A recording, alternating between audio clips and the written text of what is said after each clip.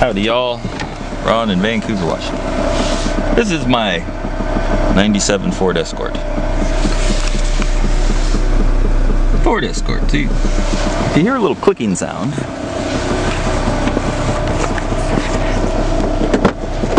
that would be my fuel pump.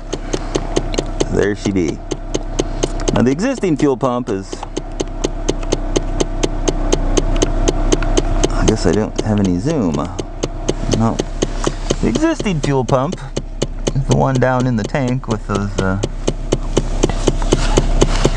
these lines here. What I did, this fuel pump is from a Yamaha FZR 600 low pressure carbureted fuel pump. Something went wrong in my fuel injection. I replaced everything, like every relay, mass airflow sensor, check the throttle position sensor, every sensor there is. And it would start and die, start and die, start and die, start, die, start, die. I think it's the brain box that controls the fuel injection, but I didn't have time or money to be spending any more of my resources trying to make it go. But I needed this car because driving the Jeep around was freaking killing me with gas. So I decided that whatever it takes, right? Make it happen, whatever it takes. Don't care, think outside the box. And there's what I came up with. Now, here's what we got. This carburetor is a Mikuni from an XR 500 Honda race bike. It's been jetted up a little bit for a 500. They run that same carburetor on Harley Davidson's, I believe, too. So I know that the CFM of airflow for that is capable of keeping up with the 1300cc engine at least.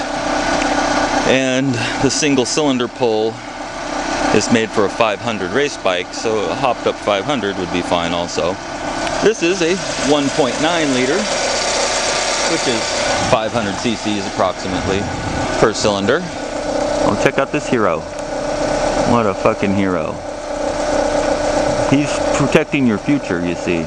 There's going to be lots of jobs in wiping old people's asses and burying the dead. That's a different story.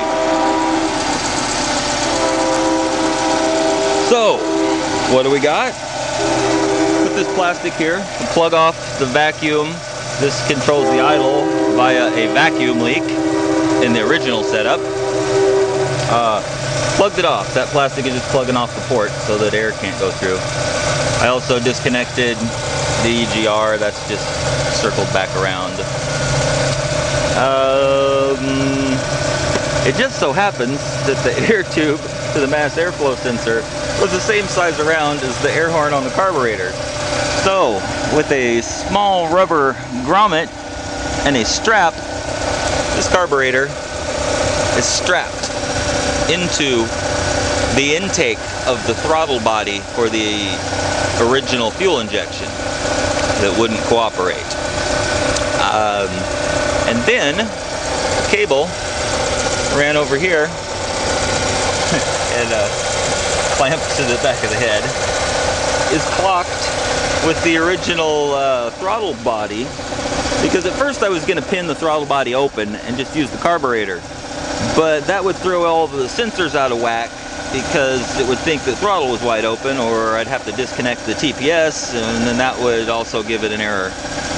What I ended up with, when I saw that fit on there, this fit on there, and I could just bring this cable over here, I clocked the cable to the other side here, so that this throttle plate is just a hair more open than idle. And the carburetor's just beginning to open. So the sensors are all getting correct readings, basically. And as this is opened, as that opens up, it opens the carburetor as well. And my check engine light went off. The exhaust doesn't even, smells like a brand new car now. It has that kind of odd smell. you get from the catalyst, but it's not a catalytic converter smell. It's running really super clean. It's getting better gas mileage. It has more power. When you stand on it, it pulls redline much better now and gets better mileage. So yeah, Mikuni motorcycle carburetor. Stuffed it in the intake, clocked this. I raised the needle to its highest setting because it is a car engine. It's going to need more fuel than a motorcycle. And hooked this up. Mass airflow sensor is still working. All the sensors are in line. Throttle position sensor is right here. It's working still. And obviously, it runs. Runs really good. I think I'll just leave it this way. The next step is going to be to make a HHO system to add to this, because I'm no longer fuel injected. I don't have to worry about the sensors altering my fuel mixture. And I'm thinking I'm going to use the existing fuel injectors, which are right here. Well, they're going into the port, and they're opening and closing, I believe. Well, maybe. I don't really know. But they're timed for each port. Why don't I make an HHO cell that has its brown gas put into the old fuel lines and then injected into the motor via the injector? That's the plan. I want to get this baby up over 100 miles a gallon. Impossible is nothing. Know anybody with COPD? Cancer? Failing glands? Hyperthyroidism?